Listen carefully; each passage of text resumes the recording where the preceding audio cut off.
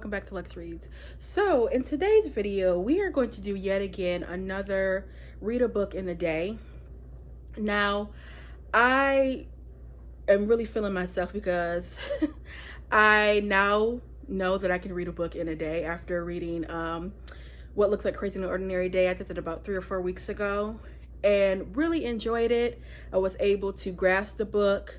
It was on my TBR, and the fact that I was able to finish a book in one day, it really boosts my confidence in reading more and reading efficiently and faster and all of that. So I want to do that again, but I'm going to do it with not a book that's on my TBR. In my last video, my reading vlog, I showed you guys the couple of books that I got from the 50% off hardcover sale from Barnes & Noble, and there were 2 books that I got. It was Mame by Jessica George, and then I got this book, The Daughters of Madurai by Rajasree Variyar, girl, an Indian author. This is a debut novel, and like I stated in my previous reading vlog, this was on, I remember seeing this and wanted it, but was being cheap because I didn't want to spend $28. So I got it for like 14 bucks yesterday, and I was like, you know, I really want to read it. And usually y'all know I'm sticking to that TBR, but this is a spontaneous read. I just wanted to read it because of the synopsis. You have a young woman named is it Janai, I think, and she is an Indian woman that is married to a man that just he messes around. And this is in the 90s, 92 to be exact, where you need to have like boys, you can't have any girls. They say girls are a curse, and every baby that she's had except one, after they are born, they kill them. And she also lives with her mother-in-law, who is horrible. I mean, girl, like, talks to her badly and belittles her and everything. And then it skips to 2018, and you have a young girl named Nyla, I believe. And Nyla is keeping a secret from her parents. And she goes to, and one day they get a call saying that, you know, her granddad is really ill and you should maybe go and see about him. So they go to India for the first time in years. And it looks like she is going to see and hear some secrets from her family and just the injustice of women when it comes to living in India and all of that. But her mother is like tight-lipped about, you know, her side of the family. She doesn't say anything. Every time she tries to, you know, ask her mom something, she gets real stiff, real tight-lipped, like, don't ask me nothing. And so it looks like she's going to discover some little secrets and stuff like that going on, you know, in her family. And yeah, so you already know, secrets and lies, that sound real good to me. And the fact that these women, like, it was at the beginning of the scene where she had her baby and was like nursing her baby, and they just took it from her, like literally took it, you know, from her breast. And then also too, after the baby is born, they expect her to be working. You know, it was one scene, she was like 2 weeks out, and they're like, the mom, oh, you know, after I had my sons, I was out, you know, in the fields 3 days later. Like, girl, seriously? I mean, yeah. And the way that they discard and use, you know, those women's bodies, and like even the husband, you know, the girl and just had a baby and you already trying to, you know, dun. It's like, come on, bruh. So it's some scenes where it's like, oh my goodness, you really have your heart for her. But I love dual time stories. Also too, I'm wondering is like, for some reason I'm thinking one of the babies is not dead, and I'm thinking the moments and time in 2018, I'm thinking that Nala girl is what's her name, Janae's daughter. I don't know why I'm thinking that, but so far it's kept my interest. I'm on page 108 and I'm really liking it. So yeah, what I'm probably gonna do now, it's 5 something. I want to go to Starbucks and try to just read a good amount of this and maybe finish up later, you know, when I get back, or if I could finish it at Starbucks, I don't know. But I kind of want to get out the house because you guys know today's Monday. I don't work on Monday. So I did my meal prep, cleaned up a little bit in my library, which I finished putting some books back. But yeah, but I want to go to Starbucks, and then I do need to go to the dollar store. I was actually going to stay home because y'all see my hair's in pin curls, but look, I ain't got no shame in my game. I'm just going, I'm going to go. I've gone out, look, I know it's kind of ratchet, but I've gone out with pin curls to, you know, the grocery store. I'm like, I mean, girl, it is what it is, because I'm not taking these down.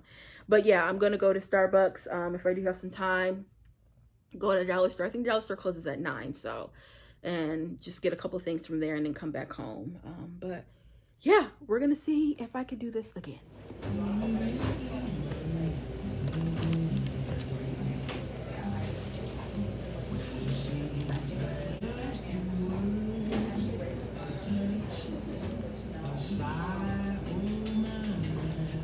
Okay, so I read for an hour, got a good amount of pages done. I think I have 182, and I had like 212 or something, so that's a lot for me. I read very slowly, but it was getting cold in Starbucks. I don't know why Starbucks is always freezing. And girl, I should have had like a cardigan. I put this sweatshirt on, but it wasn't really doing anything. But I'm glad I did get out the house, but I need to go to the dollar store and then heading home because it is raining, and girl, that's not good for my little pink girls. Yo, this smells good. I don't get what it is. Okay, this is body spray for her.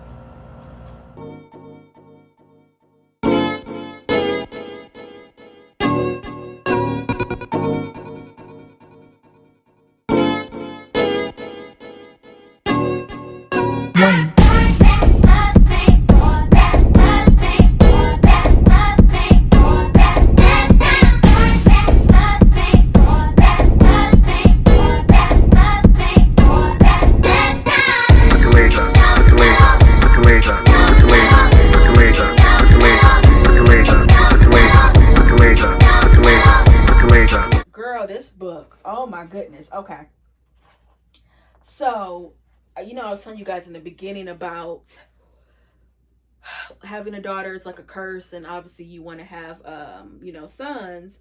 But in this particular section, she's gotten pregnant again, and they're hoping for obviously a boy. And she's at the doctor's office, and it looks like if it's a girl, they don't tell you, but if it's a boy, they'll tell you. Mother-in-law is just, oh Lord, she is a mess. So they get back home, and she's telling her husband, the mother-in-law is telling her son that, look, we need to get rid of this baby, like she carrying it. I'm keeping the baby, she said. Their heads whipped towards her. The shock surprise on their face almost made Janae laugh. She felt a recklessness burning through her. Her fingers itched to pick up the pail of water outside and throw it over them, over the television. And then she said, if you bring another girl under this roof, you have to go. You're out of this house. You can crawl back to your parents. They can feed you and your little cows. Johnny kept her face still, but dread filled her, as it always did at this threat. It would ruin them.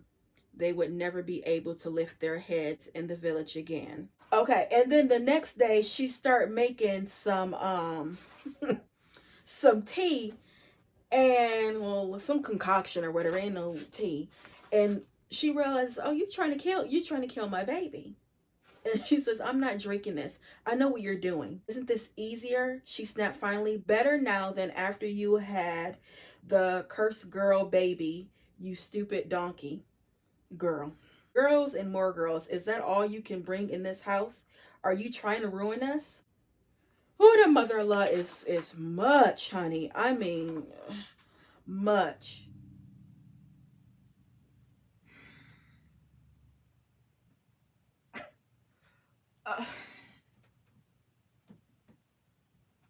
I'm about to just cry. Wait. Let me read this part again.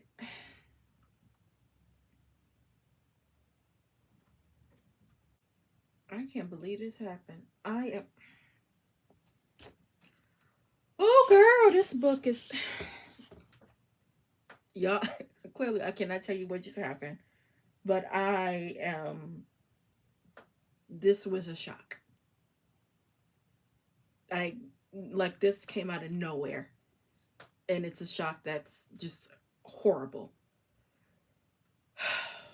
Oh, I'm outdone. You hear me? I'm almost done, but I made me some tea, which I normally don't drink tea. I'm a coffee drinker, and then I have some of these tea biscuits or whatever. You know what? I bought these after I read All the Lonely People, because the main character, Huber, he every time, he would have guests or whatever, they're in the UK. And so they drink tea, and they always be like, "Oh, you want some tea and biscuits?" And when I saw these little crackers, they basically like little crackers, basically. They had some chocolate ones and just some vanilla ones. And I got them from Kroger. They were like 99 cents. And they're actually really good just to eat on their own. But they are really good with tea because you dip them in there. But yeah, I was like, you know what, let me make me some like tea and some tea biscuits to finish off this book. I'm still outdone with what happened. Um, yeah, my girl is going through it. She is going through it. Also, too, another thing I want to point out is this book has a glossary, because in Indian culture, they have names for like their mom, dad, sister, brother, all of that. And for like their grandparents, the maternal grandparents have a different name than the maternal grandparents and everything. So I was glad when I saw this, because it's like, oh, that's perfect. Um, because I noticed they call, like, when they say, is it Ame? That's mom, and Acha, that's father. Um, yeah, there's a lot. Like I said, there's a whole like glossary that she has on the back of the book, which is perfect. And then there's also this was a Barnes and Noble book club pick, and they have a book club on YouTube, like them discussing the book, because at first I was gonna like listen to it, like watch it and then read the book or whatever, but in the beginning they were like, oh, it's spoilers. I'm like, okay, no, I want to watch it afterwards, and the author is participated in there. So after I finish it, I do want to watch that and just get some more insight on, the book, because this is a lot. The way they treat women in India during this time in 1992, because like back, obviously back in the day, like 50, 60, you already know, I mean, they have no agency, but they don't have any agency in the 90s either. And yeah, so it's mainly for this story, it's that mother-in-law, because she did say in the book, she said, I don't have a controlling husband, but it's like he kind of go with what his mom says a little bit, but really he just, you never know, you know what I mean? So he might go with the mama, he might not. And in this case, she wants to have her baby at like her hometown, like her village, with her parents. And the mom's like, absolutely not. And she asks, the husband, he's like, yeah, okay. You know what I mean? And then the mama go say, oh, if you come back with that baby, I'm gonna throw it in the street. I just really want that mom to die. I really hope that she killed his mama. It sounds horrible, but if y'all have read this book, and I mean, not, you don't even have to read the book, I'm telling you about it. I'm telling you how the mom is, and clearly I'm describing her as a horrible person. So that mama is much. But yeah, so far really liking it, getting through it, and yeah, we getting through it. So guys, I finished it, and easy 4 stars. Just the way that it ended was perfect. Yeah, I'm gonna talk more about it tomorrow because I'm beat. But yeah, that's all I gotta say. We'll talk tomorrow. So guys, next morning, clearly, this book, like I said last night, 4 stars. Unbelievable. You got closure. what else can I say about this book? That main character, okay, wait, because I was listening to the author last night. John Ja Jana, I think that's how you say her name. And then her husband's name was, oh Lord, what's that man's name? Dershawn. And then the mother-in-law, the horrible mother-in-law, her name was Von Hannah, yeah. And I was, my predictions were, we're not really right. Like, we gonna say that. They're not really right. I also love the fact that she wrote Nala's in third person, and she wrote Janah. She wrote her in first person. So you got like just a close personal, perspective with her, and the way she too just crafted the story, it was perfect because, like I was telling you guys, they use different terms for their, parentage and grandparents. So you don't discover the people until like the end of the book, and then you like, oh, okay. So the way she did it was kind of clever, but my heart went out to that main character, and the fact that does happen, and it did happen with women, Indian women, that their, daughters would be discarded. They would either be sold, they would be killed, a lot of times killed. And she said, the author, I did watch the book club that she was talking about her book. She said that the main character was inspired by a woman that she knew when she went to India to do, what do you call it? Some like counseling or whatever.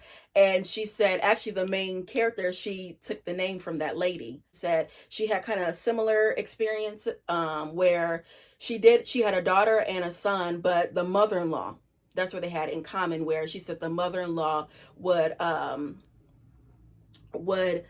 take her out of the house by her hair, just talk down to her and belittle her. And then she said she also like attempted, suicide because of the just meanness of that mother. The fact that this is real, I think that's another thing that hits home to me, because girl, you would think that even to this day it wouldn't be, but girl, you got people even to this day that these women have to deal with this. And like she said, the dowries, which is basically like gifts that you give to the family, that's illegal, but it still goes on. And like in the story, one of the characters, the midwife, Kamala, she was a single independent woman, and they also called her a witch and like a thief. And every time a baby would come out wrong, or, well, not wrong, every time a baby would come out either a girl or deformed or something, they would blame her.